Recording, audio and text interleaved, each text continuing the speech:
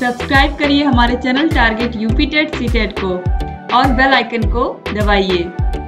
Hello दोस्तों, मैं आनंद स्वागत करता हूं आप सभी का आपके अपने channel target UP TET CTET में और ऐप अस्तित्व अकेडमी में। दोस्तों, जैसा कि आपको पता है कि लगातार मैं आपको डीएलएड 4th सेमेस्टर के जो आपके पिछले वर्षों के प्रश्न पत्र हैं उनको हल करा रहा हूं और पिछले सभी वर्षों के मैंने यहाँ पे सॉल्व करा दिए हैं आपको। बस ये आपका 2022 का रह गया था और 23 वाला जो आपकी परीक्षा 24 में हुई थी, ठीक है, तो 23 का प्रश्न पत्र आप खोजेंगे तो आपको 24 का मिलेगा, क्योंकि पूरे 2023 में आपकी परीक्षा हुई नहीं थी, 24 जनवरी में हुई थी। ठीक है, जनवरी मंथ में आपके 2024 में परीक्षा हुई थी, तो वो पेपर आपको मिल जाएगा। ठीक है, 23 का आप लोग मत खोजिएगा। ठीक है, तो 23 के नाम से आपको वही पेपर मिलेगा जो जनवरी 2024 में हुआ था। तो 23 हो सकता हो कहीं आपको 23 का लिखा हुआ मिल जाए किताब में, या फिर 24 ही लिखा हो। ठीक है, लेकिन पेपर तो एक ही हुआ है, 23 और 24 मिला करके, तो एक ही पेपर मिलेगा आपको। ठीक, अब बात समझ गए आप। अब इससे पहले के जो है 21 का पेपर, 20 का पेपर, 19 का पेपर, ये सारे पेपर जो है मैं सॉल्व करा चुका हूं। 2015-16 तक का भी पेपर मैंने सॉल्व कराया है। 17, 18, 19 ये सारे पेपर आपको यहाँ पे सोल्यूशन मिल जाएंगे। तो सभी पेपर्स को आप लगा डालिए एक तरफ से, यही आपकी सबसे अच्छी तैयारी हो जाएगी। तो बहुत अच्छा काम कर रहे हैं कि आप लोग प्रीवियस ईयर क्वेश्चन पेपर्स को देख रहे हैं, और इसीलिए मैं आपको लगातार अवेलेबल भी करा रहा हूं कि आपकी प्रैक्टिस जो है बहुत अच्छी हो जाएगी। और अच्छी कैसे हो जाएगी ये मैं आपको लगातार बता रहा हूं कि आपको कॉपी पेन लेकर के बैठना है, और जैसे मैं सॉल्व कर रहा हूं वैसे आपको साथ साथ सॉल्व करना है, और अपने पहले हर एक प्रश्न को खुद से पढ़ के खुद लगाना है, और उसके बाद देखना है, उत्तर मिलाना है, आप सही कर पा रहे हैं या नहीं कर पा रहे हैं। अगर कहीं गलती हो रही है तो उस गलती को देखना है कि कहाँ मुझसे गलती हो रही है, और अपना समय देखना है कि कितना समय मुझे सॉल्व करने में लग रहा है, क्योंकि समय भी बहुत इंपॉर्टेंट है।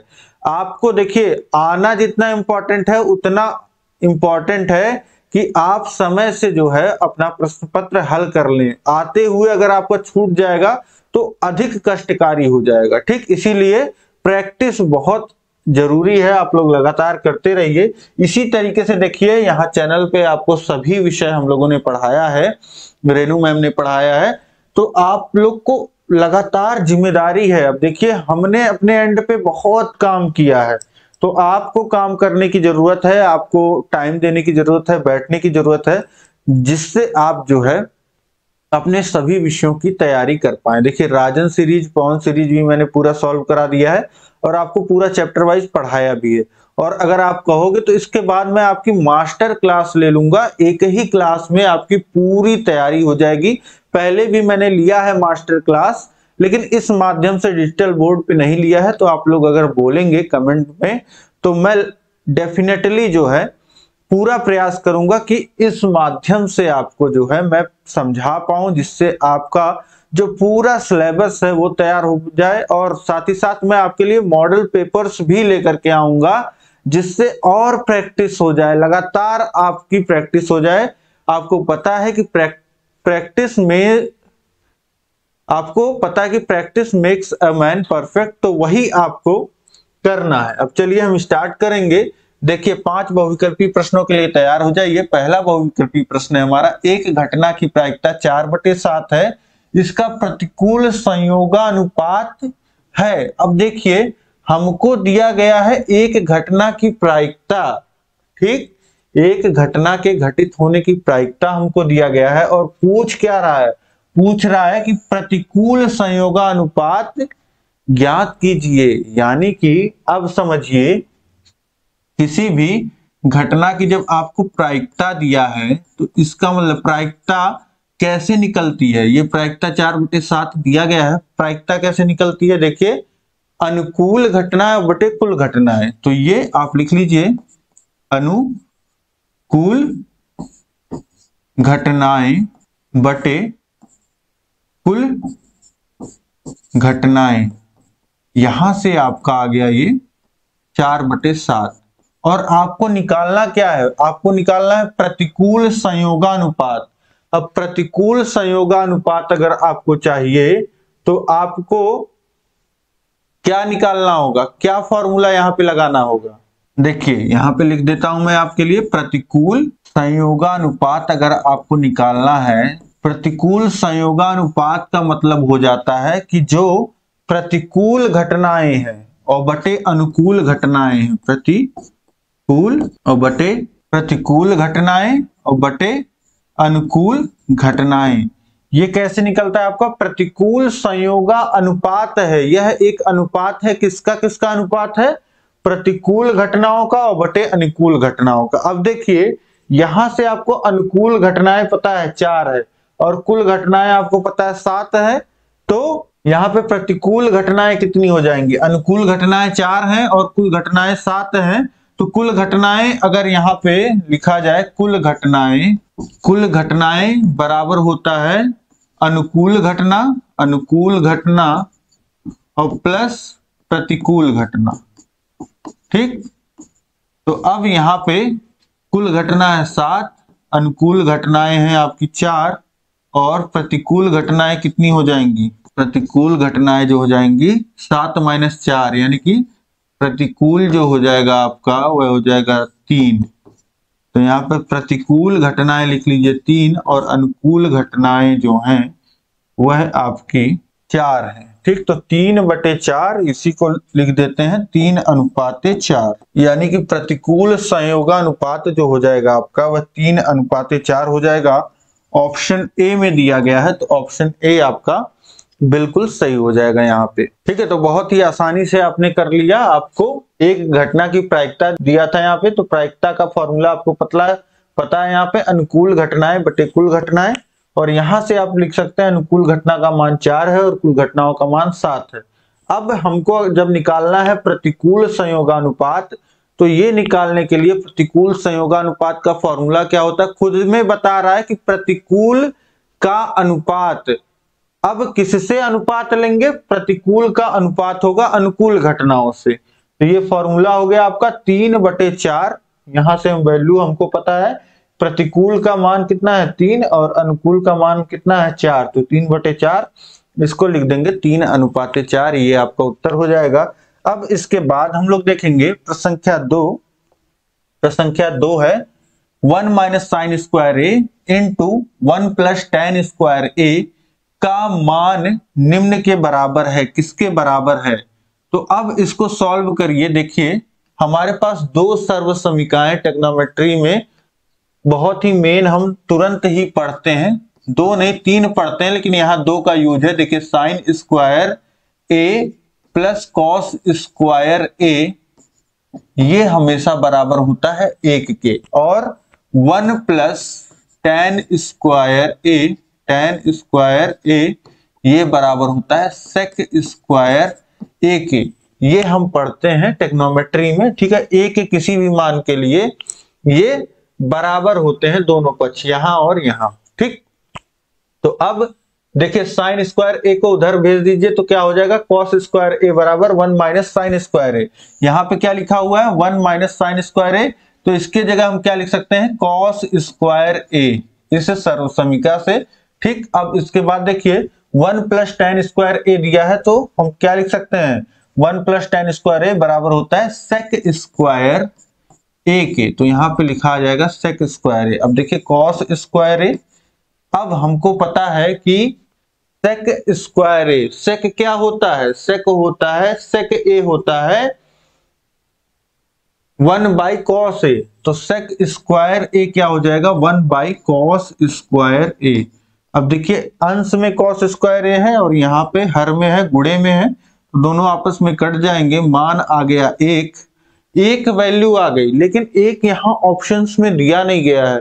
अब 1 क्या होता है, देखिए साइन के टर्म में हमको बताना है, तो sin 90 1 के बराबर होता है, तो 1 की जगह हम क्या लिख सकते हैं sin 90, जो कि ऑप्शन सी में दिया गया है, तो ऑप्शन सी sin 90 ये सही हो जाएगा यहाँ पे। ठीक, तो इस तरीके से बहुत ही आसानी से त्रिकोणमिति की सर्वसमीकाएं अगर आपको याद है, तो ये 1 नंबर आपके लिए मुफ्त के हैं। अब इसके बाद देखिए प्रसंख्या 3 है 3 मीटर 4 मीटर 5 मीटर नाप नापों के घनाभाकार गिफ्ट पैकेट को पूरा ढकने के लिए न्यूनतम कपड़े की आवश्यकता होगी।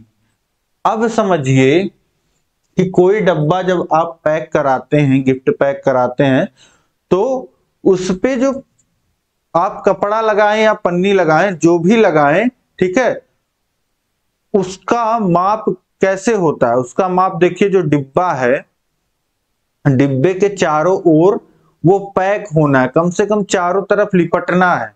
तो लिपटना किसके बराबर होगा? जो घनाभ का आपका सरफेस एरिया होता है, जो आपका उसका पृष्ठ होता है, उसके बराबर, जो घनाभ का आपका संपूर्ण पृष्ठ होगा उसके बराबर आपके पास कपड़ा होना चाहिए। अब कोई भी घनाभ होता है आपके पास, आपको पता है कि उसके 6 फलक होते हैं, ठीक है। कोई भी बॉक्स लेंगे तो एक, जैसे आपका कमरा ही है तो उसमें क्या है, 6 फलक हैं। कैसे? एक छत है, एक फर्श है और 4 दीवारें हैं। तो इनको अगर रैप करना है, इनको गिफ्ट पैक करना है, तो कम से कम इसके जो इसका सरफेस एरिया है, जो इसका पृष्ठ है, उसके बराबर आपके पास कपड़ा होना चाहिए। तो इसका सरफेस एरिया यहां पे हम निकाल लेंगे। घनाभ का सरफेस एरिया कितना होता है? ये होता है 2 गुणे लंबाई गुणे चौड़ाई और धन चौड़ाई गुणे ऊंचाई और धन ऊंचाई गुणे लंबाई, ठीक। अब यहीं पे वैल्यूज पुट कर दीजिए। तो 2 गुणे लंबाई आप कुछ भी कहीं पे रख दीजिए। देखिए 5, 4 और 3 दिया है, तो हम इसी तरीके से मान लेते हैं 5 लंबाई है, 4 चौड़ाई है और 3 ऊंचाई है। तो 5 गुणे 4 धन 4 गुणे 3 धन 3 गुणे 5। अब सॉल्व करिए तो 2, 5 चौक 20 और ये 4 तिया 12 और 3 पच्चे 15। अब जोड़िए 2 गुणे 20 और ये 12 32, 32 और 5 37 और 10 47, 47 गुणे 2 ये कितना हो जाएगा आपका 14, हासिल लगा 1 और ये 8 1 9 94, 94 और सब कुछ मीटर में दिया है तो वर्ग मीटर, ये आपका उत्तर आ जाएगा 94 वर्ग मीटर। ऑप्शन सी में आप देख रहे हैं 94 वर्ग मीटर दिया है, तो यह बिल्कुल सही हो जाएगा यहाँ पे। इसके बाद देखिए प्रश्न क्या 4 है, यदि करनी में 2 के घाते n बराबर 64 हो तो n का मान है। अब करनी में 2 के घाते n दिया गया है, ठीक, और बराबर है 64 के। और अब देखिए जो करनी होती है, अगर इसको हम घात के रूप में लिखना चाहें तो लिख सकते हैं, ठीक। या करनी को बराबर के उधर भेजेंगे या दोनों तरफ वर्ग कर लीजिए, ये आपको सबसे आसान लग रहा होगा, ठीक। लेकिन यहाँ वैल्यू बढ़ जाएगी फालतू की, चाहे तो वो भी कर सकते हैं, ठीक, या फिर यहीं पे कर सकते हैं। 2 के घाते n है और करनी को अगर हम लिखना चाहें तो लिखते हैं, इस 2 घात की करनी है तो 1/2 लिखा जाएगा। अगर 3 घात की होती तो 1/3 लिखा जाता, 4 घात की होती तो 1/4 लिखा जाता है यहाँ। और 64 को 2 के घात में अगर हम लिखना चाहें तो 2 दूनी 4, दूनी 8, दूनी 16, दूनी 32, दूनी 64। तो 2 दूनी 4, दूनी 8, दूनी 16, दूनी 32, दूनी 64, तो कितनी बार गुणा हो रहा है? 6 का, 6 बार। तो अब देखिए ये 2 के घात में n है और इसके घात में 1/2 है, तो घात के ऊपर जब घात लगता है तो घातों का आपस में गुणा हो जाता है। ये हो गया 2 के घाते 6 और ये हो गया 2 के घाते n/2 हो गया, ठीक, और बराबर 2 के घाते 6। अब देखिए यहाँ पे आधार समान है, ठीक, यहाँ भी 2 आधार है, 2 के घात में n/2 है और यहाँ 2 के घाते 6, यहाँ भी आधार 2 है और यहाँ भी आधार 2 है और बीच में बराबर का चिन्ह है। तो ऐसे में जैसे अगर लिखा हो a के घाते m और बराबर लिखा हो a के घाते n, तो यहाँ भी a है और यहाँ भी a है, दोनों जगह आधार a है, बीच में बराबर का चिन्ह लगा है, तो सीधे लिख सकते हैं m बराबर n। तो यहीं पे हम अब लिख सकते हैं n/2 मतलब घातें भी आपस में बराबर होंगी। अगर दो संख्याएं जो हैं बराबर हैं और उनका आधार बराबर है, ठीक, तो हम उनके घातों को भी बराबर दिखा सकते हैं। तो यहाँ पे n/2 बराबर 6 हो जाएगा और बटे में जो 2 है उधर जाएगा, तो 6 में 2 का गुणा हो जाएगा, तो कितना आ जाएगा 12। n का मान आ गया 12। यहाँ पे n का मान आपसे पूछ रहा था, तो ये हो जाएगा 12। ऑप्शन डी जो हो जाएगा यहाँ पे, यह बिल्कुल सही हो जाएगा। अब इसके बाद देखिए आप, प्रश्न संख्या 5 है, एक समचतुर्भुज के विकर्णों की लंबाई 8 सेंटीमीटर 6 सेंटीमीटर है, इसका परिमाप होगा। एक समचतुर्भुज के विकर्णों की लंबाई आपको दिया गया है 8 सेंटीमीटर और 6 सेंटीमीटर। तो देखिए समचतुर्भुज के बारे में यहाँ पे आपको दिया गया है। समचतुर्भुज आप लोग को पता है कि समचतुर्भुज क्या होता है, इसकी भी चारों भुजाएं बराबर होती हैं वर्ग की तरह, लेकिन वर्ग में क्या होता है, वर्ग में आपके सभी कोण 90 अंश के होते हैं, जबकि समचतुर्भुज जिसे बोलते हैं इंग्लिश में रोम्बस, उसमें ऐसा नहीं होता है। ठीक, तो अब ये आपको दे दिया है, एक विकर्ण की लंबाई 8 सेंटीमीटर है और दूसरे विकर्ण की लंबाई जो है वो 6 सेंटीमीटर है। ठीक, अब यहाँ पे इस प्रश्न को सॉल्व करने के लिए इस समचतुर्भुज के बारे में जो बात आपको पता होनी चाहिए, जो प्रॉपर्टी, जो इसका गुण होता है, वो आपको पता होना चाहिए। ठीक, इसका गुण क्या होता है कि इसके जो विकर्ण होते हैं ये आपस में सम कोण पर काटते हैं और सम द्विभाजित करते हैं एक दूसरे को। सम द्विभाजित मतलब दो बराबर भागों में बांटना, यानी कि जब एडी विकर्ण जो है इस बीसी विकर्ण को काट रहा है तो ये दो बराबर भागों में इसको बांट रहा है। ठीक है, अगर इसको O बिंदु नाम दिया जाए तो BO और OC जो है वो आपस में बराबर है। इसी तरीके से AO और OD जो BC विकर्ण AD को काट रहा है वो दो बराबर भागों में बांट रहा है। अब इसके बाद समझिए कि दो बराबर भागों में तो बांटते ही हैं, तो अब इसकी जो लंबाई 8 थी, पूरी लंबाई 8 थी, तो ये 4 और 4 हो जाएगा, और इसकी जो पूरी लंबाई 6 थी यह 3 और 3 हो जाएगा। ठीक, अब यहां पे आप समझ गए कि ये 3 हो गया और ये 4 हो गया, और ये एक दूसरे को समकोण पे काटते हैं तो ये 90 अंश का कोण हो गया। तो यहां पे अगर हम लिखें त्रिभुज OBD में यानी कि OBD, ये किनारे वाला त्रिभुज जो आप देख रहे हैं, इसमें ये 3 आपको आधार दिख रहा है, ये OB लंब दिख रहा है, और ये क्या हो जाएगा 90 अंश के सामने वाली भुजा कर्ण होती है। ठीक, तो ये OBD एक समकोण त्रिभुज है जिसमें आधार 3, लंब जो है 4 है, तो कर्ण कितना होगा, कर्ण होगा √ लंब का वर्ग धन आधार का वर्ग, तो ये हो जाएगा √ 16 धन 9 यानी कि 5। ठीक, √ 25 5 आ जाएगा। इसका मान कितना आ गया 5, यानी कि BD। अब BD क्या है, BD का मान आ गया 5। BD आपकी भुजा है, यानी कि भुजा आपकी हो गई 5, और आपको पता है कि समचतुर्भुज में सभी भुजाएं बराबर होती हैं, यानी कि सभी भुजाओं का मान 5 5 हो गया। अब आपको जो निकालना है इसका परिमाप निकालना है। परिमाप आपको पता है कि चारों भुजाओं का योग होता है, और यहाँ पे 4 गुणे भुजा होता है, क्योंकि चारों भुजाओं को 4 बार जोड़ेंगे तो 4 गुणे भुजा हो जाएगा। 4 गुणे 5 ये हो जाएगा कितना 20 और सेंटीमीटर। ये आपका मान आ गया 20 सेंटीमीटर, जो कि ऑप्शन सी में दिया गया है। ऑप्शन सी आपका बिल्कुल सही हो जाएगा। यहाँ पे इसके जो परिमाप होगा वह होगा 20 सेंटीमीटर। अब इसके बाद देखिए बहुविकल्पी प्रश्न आपके समाप्त हो गए, अति लघुत्तरीय प्रश्न शुरू हो रहे हैं यहाँ से। अति लघुत्तरीय प्रश्नों में देखिए प्रश्न संख्या 6 है, यदि किसी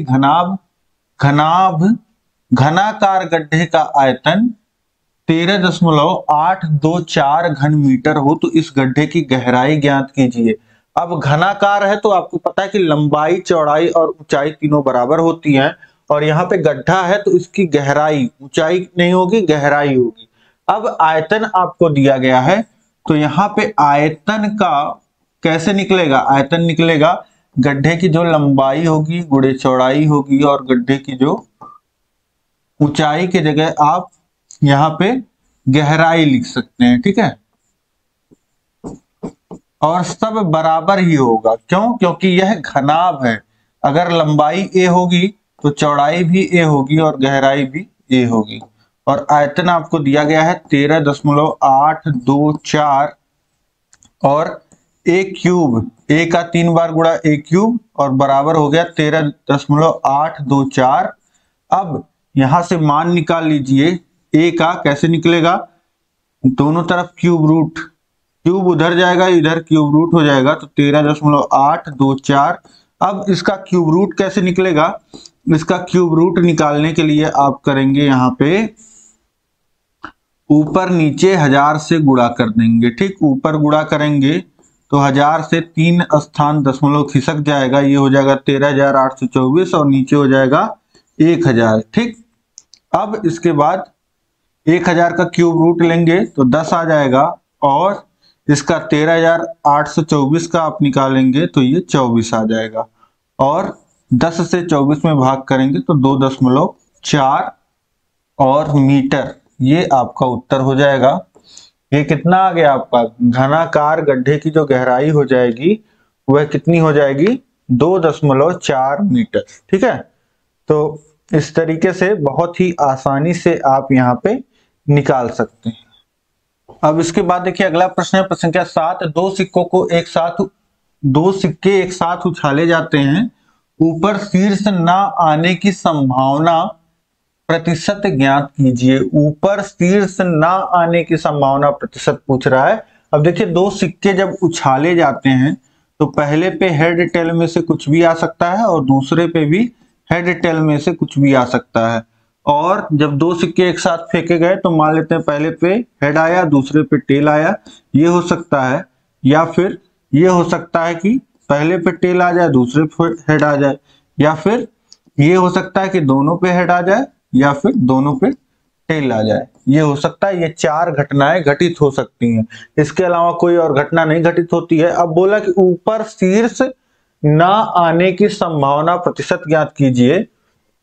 तो अब देखिए दोनों सिक्के उछाले गए, अब यहां पे आपसे क्या बोल रहा है कि ऊपर शीर्ष ना आए, तो इसका मतलब ये आपसे क्या चाह रहा है, ये आपसे चाह रहा है कि बिल्कुल ऊपर शीर्ष आना ही नहीं चाहिए। तो यहां पे देखिए हेड का मतलब होता है शीर्ष, और यहां पे आपको देखिए जब ये पहले घटना की अगर बात करें तो यहां पे एक जगह शीर्ष आ रहा है और दूसरे जगह जो है आपका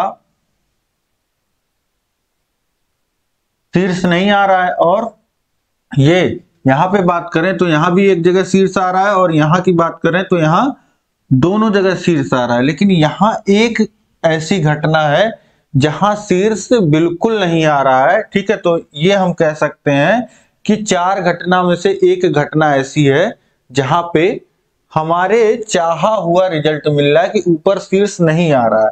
तो अब प्रायिकता बराबर क्या लिखेंगे, प्रोबेबिलिटी हो जाएगा कुल घटनाएं हैं 4 और हमारे अनुकूल घटना है कितनी, केवल 1, तो 1/4। और इसको बोल रहा है प्रतिशत में बताओ, तो किसी भी संख्या को प्रतिशत में बदलने के लिए किसी भी प्रोबेबिलिटी को, तो यहाँ पे हम क्या कर देते हैं 100 से गुणा कर देते हैं और प्रतिशत चिन्ह लगा देते हैं। 100 से गुणा कर देंगे तो 4 से 100 कट जाएगा 25 बार में, और P जो हो जाएगा प्रोबेबिलिटी वह आ जाएगा 25%, यानी कि 25% संभावना है कि शीर्ष ऊपर आए ही ना, ठीक। तो इस तरीके से ये आपने देख लिया। अब इसके बाद देखिए प्रश्न संख्या 8 है, यदि a बराबर 60 अंश हो तो sine a minus cos a का मान ज्ञात कीजिए। a का मान आपको 60 अंश दिया है, यानी कि sine 60 degree minus cos 60 degree, इसका मान आपसे पूछ रहा है। अब देखिए साइन 60 कितना होता है, √3/2 ये होता है, और कॉस 60 होता है 1/2। अब देखिए दोनों का हर समान है तो ये हो जाएगा √3 माइनस 1/2, ये मान आ जाएगा sine a minus cos a का। अब इसके बाद देखिए प्रश्न संख्या 9 है, x² - x - 6 के गुणनखंड कीजिए। तो यहाँ पे देखिए x का गुणांक है 1 और कांस्टेंट है -6, ठीक है। तो अब 1 और -6 का गुणा होगा -6 आएगा, और यहाँ पे b का गुणांक है -1। -1 को हमको दो पदों में ऐसे तोड़ना है, दो संख्याओं में, कि गुणा करने पे -6 आए और जोड़ने पे -1। तो -3 और 2 में जब तोड़ेंगे तो गुणा करेंगे तो -6 आएगा और जोड़ेंगे तो -1। तो ये हो जाएगा -3x धन 2x, ठीक। तो अब ये देखिए x² और -x को हमने कितना लिख दिया, -3x धन 2x। कितना आएगा -x, तो हमने -x में कोई परिवर्तन नहीं किया, बस इसको दो पदों में तोड़ दिया। क्यों? क्योंकि हमको चाहिए कि ऐसे दो पद जिनका गुणा करने पे -6 आए और जोड़ने पे -1 आ जाए, ठीक। तो अब यहाँ पे -6 लिख दीजिए। अब देखिए कोई परिवर्तन हमने किया नहीं है। अब हमारे जो 3 पद थे अब 4 पद में बदल गए। पहले दो पदों में से देखिए कुछ कॉमन ले लीजिए और बाद के दो पदों में से। पहले दो पदों में देखिए क्या कॉमन है, x कॉमन है, तो x -3, ठीक। यहाँ x² से x निकाल लिया, x बचा, और -3x में से तो -3 बचा। अब यहाँ पे क्या कॉमन मिल सकता है, 2, तो x -3 यहाँ भी बच जाएगा, और दोनों जगह x -3 आ रहा है तो x -3 कॉमन ले लीजिए और यहाँ पे बच जाएगा x + 2। यही गुणनखंड हो जाएगा इसका, एक ब्रैकेट में x -3 गुणे दूसरे ब्रैकेट में x + 2। इसके बाद देखिए प्रश्न संख्या 10 है, एक आयताकार शीट का क्षेत्रफल 480 वर्ग सेमी है, यदि इसकी चौड़ाई 12 सेमी हो तो शीट का परिमाप ज्ञात कीजिए। एक आयताकार शीट का क्षेत्रफल कितना दिया गया है, एरिया आपको पता है a × b होता है, लंबाई गुणे चौड़ाई। आपको दिया गया है 480 और इसका चौड़ाई जो है वह कितना है, 12 है।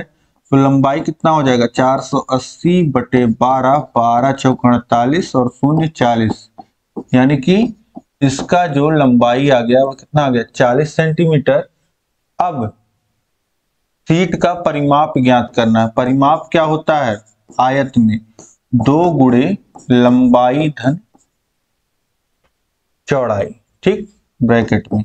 तो 2 गुणे लंबाई कितनी है 40 और धन चौड़ाई कितनी है 12, तो ये कितना हो जाएगा 52, और 52 दूनी 104 सेंटीमीटर। ये उत्तर आ जाएगा, 104 सेंटीमीटर परिमाप हो जाएगा, ठीक। तो ये तो बहुत ही आसान प्रश्न था, ये बस लंबाई निकाल के आपको परिमाप के फॉर्मूले में लंबाई का मान रख देना था। इसके बाद देखिए प्रश्न संख्या 11 है, एक वृत्त की परिधि 22 सेमी है, इस वृत्त की त्रिज्या ज्ञात कीजिए। वृत्त का परिधि आपको पता है 2πr होता है, जिसका मान दिया गया हमको 22 और हमको त्रिज्या ज्ञात करना है। तो ये 2 गुणे पाई का मान रख दीजिए, 22/7 गुणे r बराबर 22। अब r को इधर रखिए, बाकी संख्याओं को उधर भेज दीजिए। तो 7 यहाँ हर में है, इधर आएगा तो 22 में गुणा हो जाएगा, और 2 गुणे 22 यहाँ बटे में आ जाएगा, भाग में हो जाएगा। तो देखिए 22 से 22 कट जाएगा, r बराबर 7/2 सेंटीमीटर, या इसी को आप चाहें तो लिख सकते हैं 3.5 सेंटीमीटर। इस तरीके से ये आपका उत्तर हो जाएगा। जो वृत्त की त्रिज्या आ जाएगी वह आ जाएगी 3.5 सेंटीमीटर। यहां तक आपके सभी अति लघुत्तरीय प्रश्न आपने 11 नंबर का प्रश्न कर लिया, ठीक है। थोड़ा सा अभी लेंदी लग रहा होगा आपको। अब देखिए आगे बढ़िए, लघुत्तरीय प्रश्नों को हम देखते हैं। अब देखिए लघुत्तरीय प्रश्नों में आपका पहला प्रश्न है, प्रश्न संख्या 12। यहाँ पे एक शंकु की तिर्यक ऊंचाई 10 सेमी और त्रिज्या 6 सेमी है, शंकु का आयतन ज्ञात कीजिए। तो बिल्कुल आसान प्रश्न, बिल्कुल फॉर्मूले पे बेस्ड प्रश्न है। तिर्यक ऊंचाई जो है आपका 10 सेंटीमीटर ये दे दिया है, और आपका त्रिज्या जो दे दिया है 6 सेंटीमीटर, ठीक। अब आयतन जब आपको निकालना होता है वॉल्यूम, तो ये क्या होता है, शंकु का आयतन होता है 1/3 पाई r² इंटू h, यही होता है। तो अब यहाँ पे आपको आवश्यकता है h की, ऊंचाई की, जबकि आपको दिया है क्या, तिर्यक ऊंचाई यहाँ पे दिया गया है। तो शंकु आप बना लीजिए, ये शंकु हो जाता है, और शंकु में ये आपकी त्रिज्या r और ये आपकी ऊंचाई h, ये ऊंचाई h और त्रिज्या जो है आपको 6 दिया गया है और तिरछी ऊंचाई 10 दिया गया है। अब ये जो आपका त्रिभुज बनता है ये समकोण त्रिभुज होता है और यहाँ पाइथागोरस प्रमेय लगता है। तो अगर h का मान आपको निकालना होता है, देखिए l का स्क्वायर बराबर होता है r का स्क्वायर प्लस h का स्क्वायर। अब h का स्क्वायर आपको चाहिए तो l स्क्वायर में से r स्क्वायर घटा दीजिए और h चाहिए तो ये हो जाएगा under root l square minus r square. l का स्क्वायर यानी कि 10 का स्क्वायर ये हो जाएगा 100 और r का स्क्वायर यानी कि 6 का स्क्वायर 36 घट जाएगा तो ये हो जाएगा 64 और 64 होता है 8 का स्क्वायर अंडर रूट में, तो ये आ जाएगा मान कितना 8, यानी कि h की जो वैल्यू आ गई ये आ गई 8। h का मान कितना आ गया 8। अब यहाँ पे h का मान रख दीजिए 8 तो ये हो जाएगा 1/3। पाई की वैल्यू 22/7 और त्रिज्या आपकी 6 है तो 6 × 6 और h जो है आपका 8 है। 3 से काटिए 6 को 2 बार में कट गया और इसके बाद देखिए 22/7। अब 7 जो है यहाँ 7 से कुछ कट नहीं रहा है तो यहाँ एक काम कर सकते हैं, हम 22/7 की जगह पाई लिख सकते हैं। ठीक है, पाई की वैल्यू रखे ही ना तो ये हो जाएगा आपका 2 छक 12 और 12 × 8 और 12 अट्ठे 96 पाई, ये आपको उत्तर मिल जाएगा। और ये सेंटीमीटर में दिया गया है तो घन सेंटीमीटर ये आपको उत्तर मिल जाएगा, 96 पाई घन सेंटीमीटर। अब इसके बाद देखते हैं हम लोग अगला प्रश्न, हमारा प्रश्न क्या 13। नवीन एक 11 सेंटीमीटर लंबे और 4 सेंटीमीटर चौड़े आयताकार कागज को लंबाई के अनुदिश मोड़ करके दोनों सिरों को जोड़ करके बेलन बनाता है। बेलन का आयतन ज्ञात कीजिए। अब आप क्या करिए, अपने कॉपी में से एक पेज निकाल लीजिए या कोई पतली कॉपी हो तो उसको समझ के पेज समझ के ऐसे मोड़ दीजिए और ये देखिए आपको किस प्रकार से मोड़ना है। ये देखिए मान लेते हैं ये इस तरीके से ये आपका पेज है। ठीक, तो नवीन एक 11 सेंटीमीटर लंबे और 4 सेंटीमीटर चौड़े आयताकार कागज को लंबाई के अनुदिश, लंबाई के दिशा में मोड़ करके यानी दोनों सिरों को जोड़ करके बेलन बनाता है। बेलन का आयतन ज्ञात कीजिए। अब यहाँ पे समझिए लंबाई के अनुदिश, लंबाई के दिशा में मोड़ता है, यानी कि लंबाई के अनुदिश जब मोड़ेगा तो लंबाई को ही मोड़ेगा। अब देखिए जैसे आपका ये एक पेज है, इस पेज को अब ये समझिए कि ये आपका 11 है ये 4 है। ठीक, लंबाई और चौड़ाई। अब जब लंबाई के अनुदिश मोड़ेगा तो इस प्रकार से लंबाई जो है ये मुड़ जाएगी और दोनों सिरे जो हैं इस तरीके से ये जुड़ जाएंगे। जब दोनों सिरे जुड़ जाएंगे तो ये आपको क्या नजर में आ रहा है, ये एक आपका बेलन बन जाएगा इस प्रकार से। ठीक है, तो यहाँ पे पूरा नजर आ रहा होगा, ये आपका अब बेलन बन चुका है। ठीक, तो इसी तरीके से ये प्रश्न में बोल रहा है कि लंबाई के अनुदिश मोड़ा जा रहा है। तो लंबाई के अनुदिश जब मोड़ा गया तो आप समझ लीजिए, ये देखिए जो लंबाई थी आपकी, ये लंबाई मुड़ करके अब क्या हो गई है, लंबाई आपकी जो मुड़ करके ये बेलन का जो ऊपरी सिरा होता है, जो वृत्त होता है, इस वृत्त की परिधि बन गई है। लंबाई आपको दिख रही है क्या बन गई है, इस वृत्त की परिधि बन गई है। और जो चौड़ाई थी, इस पेज की जो चौड़ाई थी, ये चौड़ाई क्या बन गई है, बेलन की ऊंचाई बन गई है। ठीक, तो सिंपली आपको बहुत ही अच्छे से यहां से समझ में आ रहा होगा कि इसको जब मोड़ेंगे तो इस प्रकार से ये कुछ जो इस प्रकार से दोनों सिरों को जब जोड़ देंगे ये बेलन का रूप ले लेगा इस तरीके से। ठीक है, कुछ इस तरीके से मैंने बनाने का प्रयास किया है। ये सामने आके जुड़ेगा, ये इस प्रकार से इस पे आके जुड़ेगा। अब बन रहा होगा, आप समझ गए, मैंने आपको दिखा भी दिया है। ठीक, तो ये आपका चौड़ाई 4 और ये जो 7 था, ये अब 7 जो है ये बेलन के आधार का जो परिधि हो जाएगा। ठीक, ये परिधि जो हो जाएगा ये 11 के बराबर हो जाएगा और ऊंचाई जो हो जाएगा 4 के बराबर हो जाएगा। तो ये 4 के बराबर है और परिधि 2πr ये 11 के बराबर है। अब इसके बाद देखिए बेलन का आयतन ज्ञात कीजिए। बेलन का आयतन आपको निकालना है। ठीक, तो यहाँ पे r की वैल्यू आपकी कितनी हो गई, ये देखिए 11/2 पाई। ठीक, अब बेलन का आयतन क्या होता है? बेलन का आयतन पाई आर स्क्वायर इंटू एच होता है, और पाई आर स्क्वायर मतलब कि ये हो जाएगा 11/2 पाई का होल स्क्वायर और इंटू एच कितना है? 4। तो अब यहाँ पे सॉल्व कर लीजिए तो हो जाएगा पाई गुणे 11 गुणे 11 और बटे में 2 पाई गुणे 2 पाई और गुणे 4। अब देखिए एक पाई से ये पाई कट जाएगा और ये 2 गुणे 2 4 ये कट जाएगा, और ये आपको कितना मिल गया? 11 गुणे 11 बटे पाई। अब इसको सॉल्व करिए तो 11 गुणे 11 बटे पाई यानी कि 22/4 और 4 का 22/7 और 7 का ऊपर गुणा हो जाएगा। ठीक, यहाँ हर में था, हर का गुणा अंश में हो जाएगा।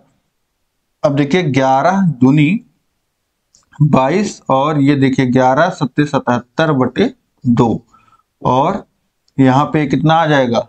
3 और 8.5 और आयतन है और आपका सेंटीमीटर में सब दिया है तो ये घन सेंटीमीटर उत्तर आ जाएगा 38.5 सेंटीमीटर। यहाँ आर मैंने सॉल्व नहीं किया था, अगर आप चाहें तो यहीं पे आर सॉल्व कर सकते हैं। 11/2 गुणे 22/7 तो यहाँ आ जाएगा 7 और ये आपको कितना हो जाएगा? 11 से 22 काटेंगे 2 बार में और ये 7/4 आपको मान मिल जाएगा त्रिज्या का। आप यहाँ पे चाहें तो इस तरीके से निकाल करके वैल्यू पुट कर सकते हैं, उत्तर आपको वही मिलेगा। ये तो मैंने आपको दिखाने के लिए कि ऐसे भी आप सॉल्व कर सकते हैं, इसलिए मैंने सॉल्व कर दिया। ठीक है, तो इस तरीके से आप निकालेंगे उत्तर, आपको मिलेगा 38.5 घन सेंटीमीटर इस बेलन का आयतन हो जाएगा। इसके बाद देखिए प्रश्न संख्या 14 है, नीचे दी गई सारणी की संचयी बारंबारता ज्ञात करते हुए माध्यिका ज्ञात कीजिए। तो जब माध्यिका आपको निकालना है तो संचयी बारंबारता का सारणी बनाना ही पड़ेगा। तो सबसे पहले देखिए हम यहाँ पे क्या करेंगे? संचयी बारंबारता का सारणी बना लेंगे। देखिए पद लिखेंगे, पद क्या दिया है? 4 दिया है, 6 दिया है, 8 दिया है, 10 दिया है, 12 दिया है, 14 दिया है, 16 और एक 17 दिया है। ठीक, अब इसके बाद देखिए बारंबारता तो ये देखिए बारंबारता 4 की बारंबारता कितनी है? 1, यानी कि ये 4 आंकड़े में कितनी बार आया है? 1 बार, और 6 2 बार आया है। और यहीं पे अगर संचयी बारंबारता भी हम लिखते हुए ही चलें तो लिख लेते हैं। यहाँ पे देखिए सबसे पहले आया हमारा 4 जिसकी बारंबारता है 1, यानी कि 4 जो है वह 1 बार आ रहा है। तो 4 से पहले कोई संख्या है नहीं, तो यही सही संचयी बारंबारता। 1 आंकड़ा आया तो 1।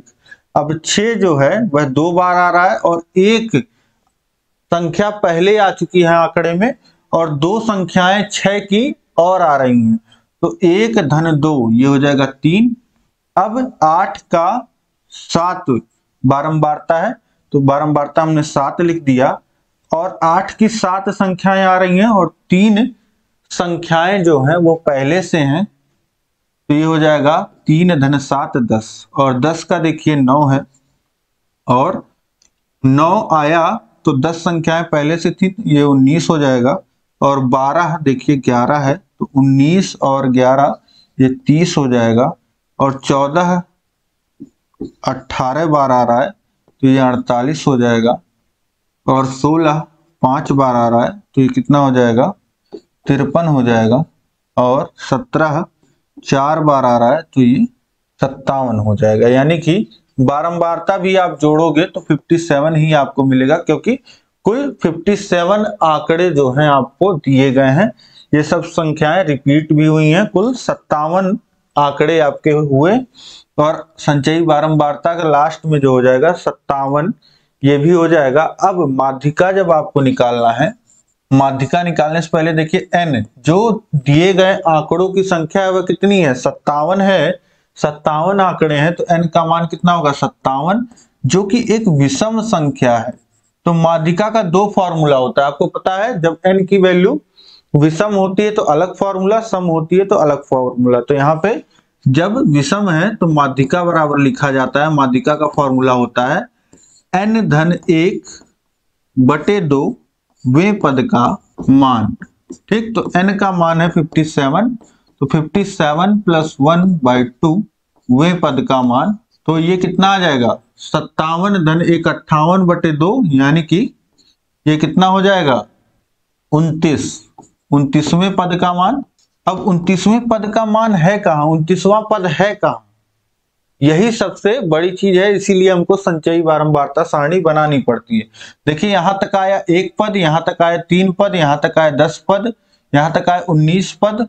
अब 19 के बाद जो 20वां पद है, 21वां पद है, 22वां पद है, 23वां पद है, 24वां पद है, और इस तरीके से 30वें पद तक ये सब पार्ट है 12 का। ठीक है, देखिए 12 का जो संख्या 12 है उसके 11 पद आए हैं, तो 19 के बाद जो 20वें से लेकर के 30वां पद है वो 12 का है, तो जो 29वें पद का मान है वो कितना हो जाएगा 12, तो यहाँ पे रखेंगे 12, यानी कि माध्यिका का जो मान हो जाएगा वह हो जाएगा 12। ठीक है, जो 29वां पद का मान है वह कितना है, यहाँ पे देखेंगे मान कितना है 12। ठीक, तो इस तरीके से ये हमने निकाल लिया, माध्यिका का मान हो जाएगा यहाँ पे 12।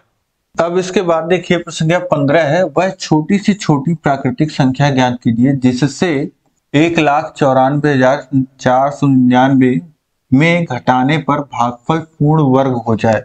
वह छोटी से छोटी प्राकृतिक संख्या हमको बतानी है जिसे इस संख्या में से घटा दें तो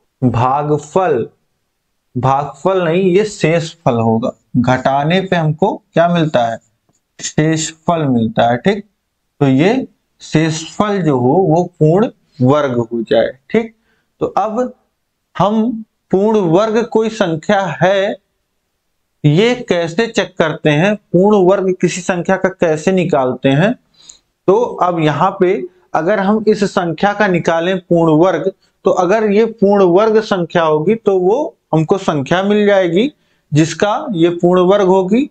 ठीक, अगर पूर्ण वर्ग नहीं होगी तो हमको एक शेषफल मिलेगा। यहाँ पे अगर पूर्ण वर्ग होगा तो पूरा हमको वर्गमूल मिल जाएगा, और अगर पूर्ण वर्ग नहीं होगी तो हमको वो संख्या शेषफल के रूप में मिल जाएगी, जो इसमें से हम घटा दें तो हमको पूर्ण वर्ग संख्या मिल जाएगी। तो हमको वह छोटी से छोटी संख्या अपने आप मिल जाएगा शेषफल के रूप में।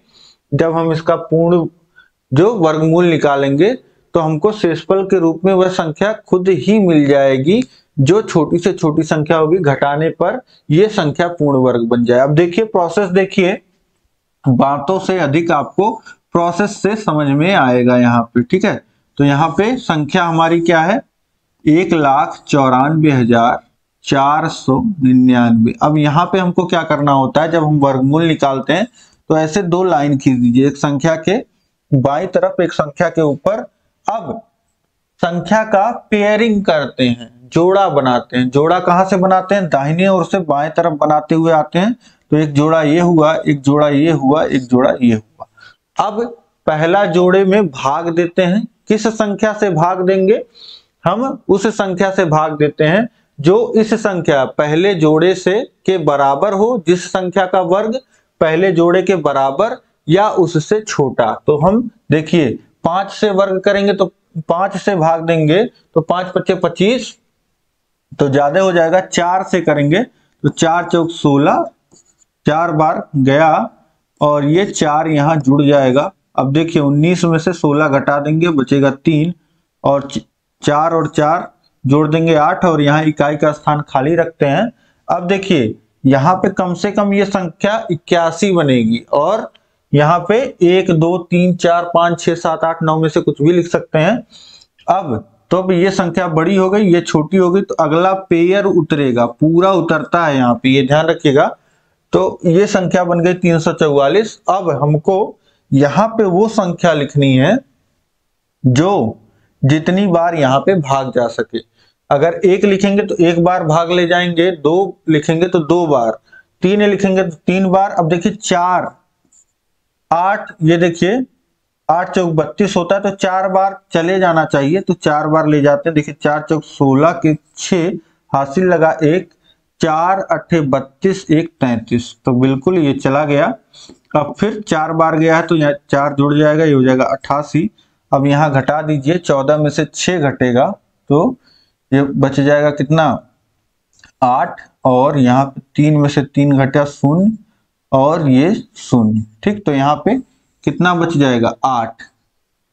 अब इसके बाद अगला पेयर उतर जाएगा तो ये हो जाएगा 899, और यहाँ पे एक ही बार जाएगा, एक ही बार ले जाएंगे क्योंकि 899 हमारी संख्या है, तो ये हो जाएगा 881, और यहाँ 8 और 1 18। अब देखिए हमारा जो वर्गमूल यहाँ पे मिला 441, और जो शेषफल मिला वो 18 मिला, यानी कि 18 इस संख्या में अधिक है। अगर यही 18 ना होता तो ये संख्या क्या होती, पूर्ण वर्ग होती। तो यही हमारा उत्तर हो जाएगा, वह छोटी से छोटी संख्या जो इसमें से घटा दी जाए और ये संख्या पूर्ण वर्ग हो जाए, वह कितनी होगी, वह संख्या 18, ठीक। तो ये हमारा सिंपली उत्तर हो गया। अब इसके बाद देखते हैं हम लोग, संख्या 16 है, समीकरण 12x² माइनस 11, यहाँ पे x है, माइनस 15 बराबर 0 को हल कीजिए, ठीक। तो इसको हल करना है, मतलब x का मान निकालना है। तो समीकरण जो हमको दिया गया है 12x² माइनस 11x माइनस 15 बराबर 0 दिया गया है।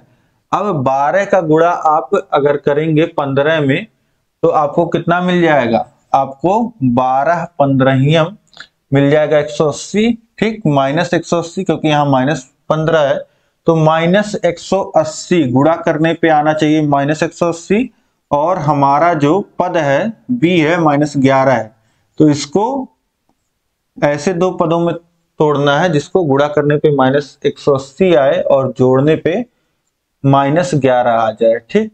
तो ये टूटेगा आपका माइनस 20 और प्लस 9 में, ठीक। तो अब ये हो जाएगा 12x², और इसको लिख सकते हैं माइनस 20x और माइनस 20x धन 9x। माइनस 11x को क्या लिखा जा सकता है, माइनस 20x धन 9x, ठीक है। दोनों को आप जोड़ेंगे तो माइनस 11x ही आपको मिलेगा, तो कोई अंतर नहीं आया हमारे समीकरण में, यहाँ 15 बराबर 0, ठीक। तो इस तरीके से इस समीकरण को हम इतना भी लिख सकते हैं। ये हम मॉडिफाई करते हैं ताकि हमारा गुणनखंड आगे आसानी से हो जाए, ठीक। अब इसके बाद देखिए पहले दोनों पदों में देखिए क्या कॉमन मिल रहा है, तो 4 और x, ये बच जाएगा यहाँ पे 3x, और यहाँ पे बच जाएगा 5, और यहाँ पे 3 कॉमन ले लीजिए तो यहाँ पे बचेगा 3x माइनस 5 बराबर 0। अब देखिए 3x माइनस 5 यहाँ भी है, यहाँ भी है, तो 3x माइनस 5 कॉमन हो गया, और यहाँ पे 4x प्लस 3 बराबर 0। अब इसके बाद समझिए क्या हो जाएगा, इसके बाद हल करना है। तो हल करने का मतलब मैंने आपको बता रखा है कि x का मान निकालना होता है हल करने का मतलब। तो x का मान जब आपको निकालना है तो आपको x को एक तरफ करना पड़ेगा, संख्याओं को एक तरफ। तो अब देखिए यहाँ पे 2 ब्रैकेट में चीजें गुणे में है, तो एक ब्रैकेट वाली चीज को उधर भेज दीजिए आप, तो 3x माइनस 5 बराबर हो जाएगा 0 बटे 4x प्लस 3। अब 0 के बटे में कोई संख्या कोई मतलब है नहीं, 0 ही आता है मान, तो 3x बराबर हो जाएगा 0 धन 5 यानी कि 5, और x बराबर हो जाएगा 5 बटे 3, यानी कि x का एक मान आपको मिल गया 5 बटे 3। और यहीं से अगर 3x माइनस 5 को 0 के बराबर उधर भेज दें और 4x प्लस 3 को इधर रखें तो ये हो जाएगा 4x प्लस 3 बराबर 0, और x बराबर आ जाएगा माइनस 3 बटे 4। तो x की 2 वैल्यू आपको मिल गई, 5 बटे 3 और माइनस 3 बटे 4, ये 2 मान यहां से हो जाएंगे। यही आपका x इस समीकरण का हल होगा। यही x के 2 मान अगर आप इस समीकरण में रखेंगे तो यहाँ पे इस तरफ भी आपको 0 मिल जाएगा। x का मान यहाँ पे आप रखेंगे 5 बटे 3 तो 0 हो जाएगा, या माइनस 3 बटे 4 रखेंगे तो भी 0 हो जाएगा। अब इसके बाद देखिए प्रश्न संख्या 17 है, 5 वर्ष पहले पिता की आयु अपने पुत्र के आयु की 3 गुनी थी, 10 वर्ष बाद पिता की आयु अपने पुत्र के आयु की 2 गुनी हो जाएगी। पिता और पुत्र की वर्तमान आयु ज्ञात कीजिए। अब यहीं से मान लेते हैं, माना पिता की वर्तमान आयु x और पुत्र की y है। ठीक, तो ये हमने मान लिया कि पिता की वर्तमान आयु x और पुत्र की वर्तमान आयु y है। तो समझिए 5 वर्ष पहले की अगर हम बात की जाए, जो प्रश्न में कर रहा है 5 वर्ष पहले, तो सबसे पहले देख लीजिए 5 वर्ष पहले पिता की आयु कितनी रही होगी। पिता की आयु ये हो जाएगा x माइनस 5, आज x है तो 5 वर्ष पूर्व x माइनस 5 रही होगी, और पुत्र की कितनी रही होगी, पुत्र की y माइनस 5। ठीक, ये हो गया।